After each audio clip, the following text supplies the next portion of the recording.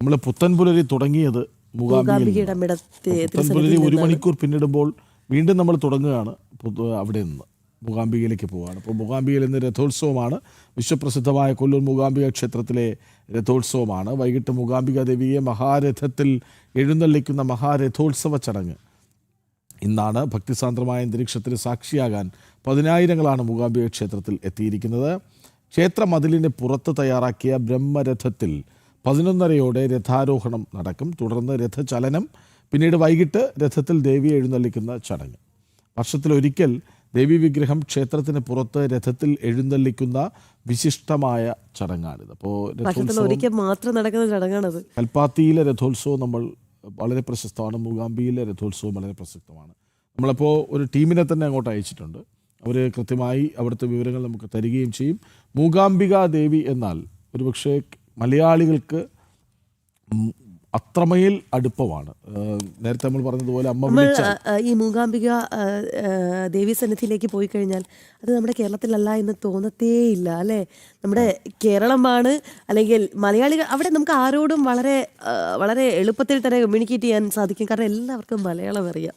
മാത്രമല്ല അതിൻ്റെ പശ്ചാത്തലത്തിലാണ് കുടജാദ്രി. അത് യാത്ര വളരെ അപകടം പിടിച്ചതാണ്, സാഹസികമാണ് നമുക്ക് തോന്നും. പക്ഷേ വളരെ കൂളായാണ് നമ്മളെ ജീപ്പിൽ അവർ കൊണ്ടുപോകുന്നു. അവിടെ നിന്ന് നമ്മൾ കിലോമീറ്ററുകൾ നടക്കുകയാണ്, കയറ്റമാണ്. അപ്പോൾ ആ കയറ്റം ശരിക്കും തുടങ്ങുമ്പോൾ എല്ലാവരും വിചാരിക്കും പരാജയപ്പെട്ടു പോകും, തോറ്റുപോകും, തിരിച്ചിറങ്ങേണ്ടി വരുമെന്നൊക്കെ തോന്നും. പക്ഷേ പിന്നീട് അങ്ങോട്ടൊരു ഊർജ്ജമാണ്. അതും സാഹസികമായൊരു യാത്രയാണ്. നമ്മൾ കീഴ്ക്കാന്തൂക്കായ ഭാഗത്തിൻ്റെ ഇടയിലൂടെയാണ് നമ്മൾ സഞ്ചരിക്കുന്നത്. പക്ഷേ വലിയ സന്തോഷമാണ്. തിരിച്ചിറങ്ങുമ്പോഴുണ്ടാകുന്ന ഒരു അനുഭവം അല്ലെങ്കിൽ ഒരു അനുഭൂതിയുണ്ട്. വളരെ സന്തോഷമുള്ളൊരു യാത്രയാണത്. അവിടെ ചെന്ന് കഴിയുമ്പോൾ എന്തോ നേടിയെന്നൊരു തോന്നൽ, അവിടെ ഒന്ന് വിശ്രമിച്ച് കഴിയുമ്പോൾ കിട്ടുന്ന ഊർജ്ജം, ഈ കയറ്റം കയറുമ്പോഴും ഊർജ്ജം കിട്ടുന്ന 2 ഇടങ്ങളാണ് ശബരിമലയും കുടജാദ്രി. അപ്പോൾ മിഥുൻ അവിടെ നമുക്ക് മിഥുൻ പിള്ള ഒപ്പം ചേരുന്നുണ്ട്. മിഥുൻ പിള്ള, നമ്മുടെ അതിഥി റെഡിയായോ? എന്താണ് ഇപ്പോഴവിടുത്തെ കാഴ്ച?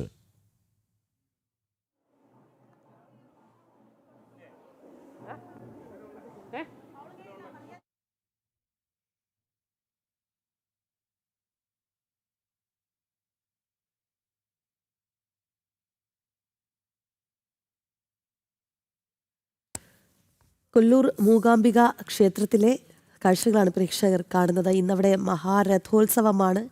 ഒരുപാട് ഭക്തർ അവിടേക്ക് അമ്മയെ വണങ്ങാനായി എത്തുകയാണ്. നമ്മൾ തുടക്കത്തിൽ പറഞ്ഞതുപോലെ നമ്മുടെ പ്ലാനല്ല അവിടെ യാഥാർത്ഥ്യമാകുന്നത്. അമ്മ വിളിക്കണം, എങ്കിൽ മാത്രമേ നമുക്ക് ആ ഒരു ദർശന സൗഭാഗ്യം ലഭിക്കുകയുള്ളൂ എന്നുള്ളതാണ്. അവിടെ എത്തിയ ഓരോ ഭക്തനും അല്ലെങ്കിൽ ഒരു ഭക്തയും പറഞ്ഞതും അത് തന്നെയാണ്. അമ്മ വിളിച്ചു, നമ്മൾ അതുകൊണ്ട് തന്നെ ഇവിടേക്ക് എത്തി, ആ ദർശന സൗഭാഗ്യം ലഭിക്കുന്നു എന്നുള്ളത്. എന്തായാലും നമ്മുടെ മിഥുൻ പിള്ളയ്ക്ക് ഇന്ന് ഈ അവസരത്തിൽ അവിടെ അമ്മയുടെ തിരുസന്നിധിയിൽ നിന്ന് റിപ്പോർട്ട് ചെയ്യാനുള്ള ഒരു അവസരം കൂടി ലഭിച്ചു എന്നുള്ളതാണ്. ഇന്ന് വൈകിട്ടാണ് മൂകാംബിക ദേവിയെ മഹാരഥത്തിൽ എഴുന്നള്ളിക്കുന്ന ആ മഹാരഥോത്സവ ചടങ്ങ് നടക്കുക. ഭക്തിസാന്ദ്രമായ അന്തരീക്ഷമാണ്. ആ അന്തരീക്ഷത്തിന് സാക്ഷിയാകാൻ ഒരുപാട് ഭക്തർ, 10,000-കണക്കിന് ഭക്തരാണ് അവിടേക്ക് ഒഴുകി എത്തിക്കൊണ്ടിരിക്കുന്നത് എന്നുള്ളതാണ്. ഇപ്പോഴും ഭക്തരുടെ തിരക്ക്, ആ ഒരു ഒഴുക്കൊക്കെ തന്നെ തുടരുകയാണ്. മിഥുൻ പിള്ളയിലേക്ക് പോകുന്നു. മിഥുൻ, നമ്മുടെ അതിഥി തയ്യാറാണോ? എങ്ങനെയാണ് അവിടുത്തെ കാഴ്ചകൾ?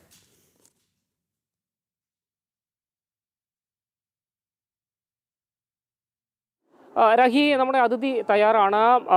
മൂകാംബിക ക്ഷേത്രത്തിലെ മുഖ്യ അർച്ചകൻ സുബ്രഹ്മണ്യ അടിക നമ്മോടൊപ്പം ചേരുകയാണ്. ഇന്ന് വളരെ പ്രധാനപ്പെട്ടൊരു ദിവസമാണ് മൂകാംബിക ക്ഷേത്രത്തെ സംബന്ധിച്ച്. അടികാജി, അപ്പോൾ വളരെ പ്രധാനപ്പെട്ടൊരു ചടങ്ങാണ്. അപ്പോൾ ഈ ഒരു ചടങ്ങിൻ്റെ ഒരു ഐതിഹ്യം എന്താണ്? ഈ മഹാരഥോത്സവത്തിൻ്റെ ഒരു ഐതിഹ്യം? ഐതിഹ്യം എന്നാൽ എല്ലാ മഹാക്ഷേത്രത്തിലും നിത്യോത്സവ, പക്ഷോത്സവ, മാസോത്സവ, സാംവത്സരികോത്സവ, അങ്ങനെ എല്ലാവിധമായ ഉത്സവം ഉണ്ടെങ്കിലേ അത് മഹാക്ഷേത്രമാവുള്ളൂ. ഇത് സാംവത്സരികോത്സവ എന്നിട്ട് എല്ലാ വർഷത്തിലും ഒരു പ്രാവശ്യം വരുന്ന ഉത്സവമാണ്. ഈ ഉത്സവം നമുക്ക് ഉത്സവം എന്ന് പറഞ്ഞാൽ തന്നെ ഉത്സുകത്തെ ഹർഷാഹ അനേന ഉത്സവമാണ്.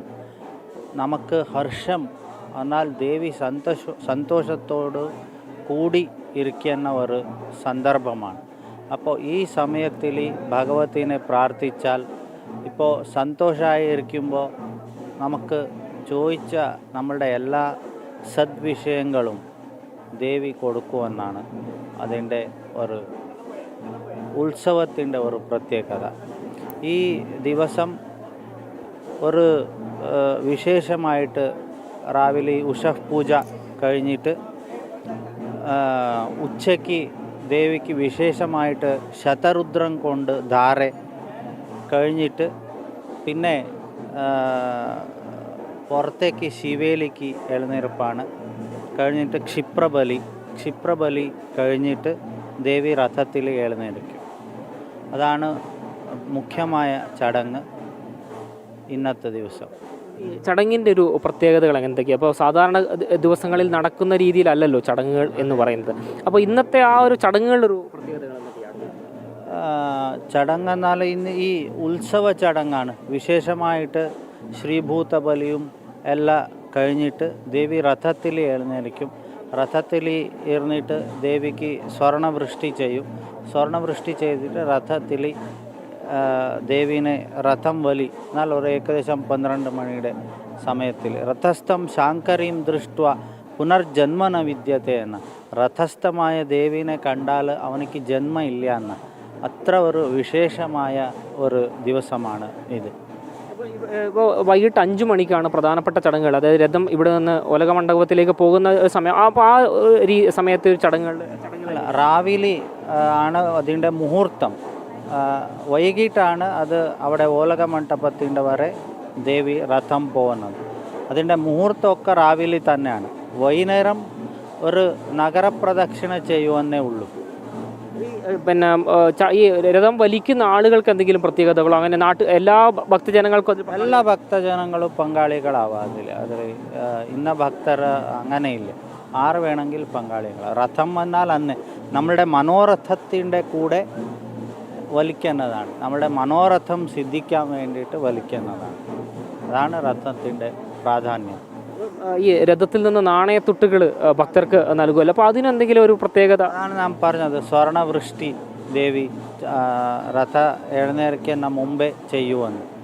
അപ്പോൾ ആ സ്വർണവൃഷ്ടി ചെയ്തിട്ടാണ് ദേവീനെ രഥം മുഹൂർത്തം വലിക്കുന്നത്. ആ സ്വർണവൃഷ്ടി ചെയ്യുമ്പോൾ ദേവിക്ക് ഈ പുഷ്പവൃഷ്ടി, സ്വർണവൃഷ്ടി ഇതൊക്കെ ഒരു രഥത്തിൽ ഇരിക്കുമ്പോൾ ചെയ്യുന്ന ഒരു ചടങ്ങുകളാണ്. അത് ദേവി അത് പുറത്തിറക്കുമ്പോൾ ദേവിയുടെ പ്രസാദമായിട്ട് ഭക്തജനങ്ങൾ കൊണ്ടുപോകും. എല്ലാവിധമായ ഐശ്വര്യത്തിനും നല്ലതാണ്. ഈ ആറാട്ട് ചടങ്ങും മറ്റു ഉത്സവത്തിൻ്റെ ഭാഗമായിട്ട് നാളേക്ക് ആറാട്ടാണ്. നാളെ സന്ധ്യയ്ക്ക് 6 മണി മുതൽ തുടങ്ങും. ദേവി സൗപർണിക്കയിൽ ആറാട്ട് നടത്തും. മറ്റന്നാൾ രാവിലെ ദേവി ഇവിടെ വന്നിട്ട് കൊടിയിറക്കും. അപ്പോൾ ഈ ഒരു വർഷത്തെ ഉത്സവം അതോടുകൂടിയാണോ സമാപിക്കുക? കൊടിയിറക്കുന്നതോട് കൂടിയാണ് സമാപനം. വളരെ നന്ദിയുണ്ട് ഇത്തരം വലിയ വിശേഷങ്ങൾ പങ്കുവച്ചതിന്. ഇപ്പോൾ നമുക്കറിയാം സുബ്രഹ്മണ്യ അടിക എന്ന് പറയുന്നത് നമ്മുടെ മൂകാംബിക ക്ഷേത്രത്തിലെ പ്രധാന അർച്ചകനാണ്. അദ്ദേഹമാണിപ്പോൾ നമ്മോട് സംസാരിച്ചത്. അദ്ദേഹമാണ് ഈ ഒരു ക്ഷേത്രവുമായി ബന്ധപ്പെട്ട ഈ മഹാരഥോത്സവവുമായി ബന്ധപ്പെട്ട കാര്യങ്ങൾ നമ്മോട് പങ്കുവെച്ചതിൻ്റെ പ്രത്യേകതകൾ നമ്മോട് പങ്കുവെച്ചത്. ഏതായാലും ഒരുപാട് ഭക്തർ ഇപ്പോൾ തന്നെ ഏതാണ്ട് നമുക്കറിയാം 8:15 ഉള്ളൂ. ആ 8:15 തന്നെ ആളുകളിങ്ങനെ വന്നു തുടങ്ങിയിട്ടുണ്ട്. 11 മണിയോടുകൂടി രഥ ചലനം നടക്കും. അതായത് ഇപ്പോൾ ഈ ദൃശ്യത്തിൽ കാണുന്ന ബ്രഹ്മരഥം, ആ രഥം അല്പമൊന്ന് മുന്നോട്ടേക്ക് അനക്കി വയ്ക്കും. ആ ഒരു സമയത്ത് ആ ഒരു മുഹൂർത്തത്തിലേക്കാണ് ആ ഒരു സമയത്തുണ്ടാവുക. അതിനുശേഷമായിരിക്കും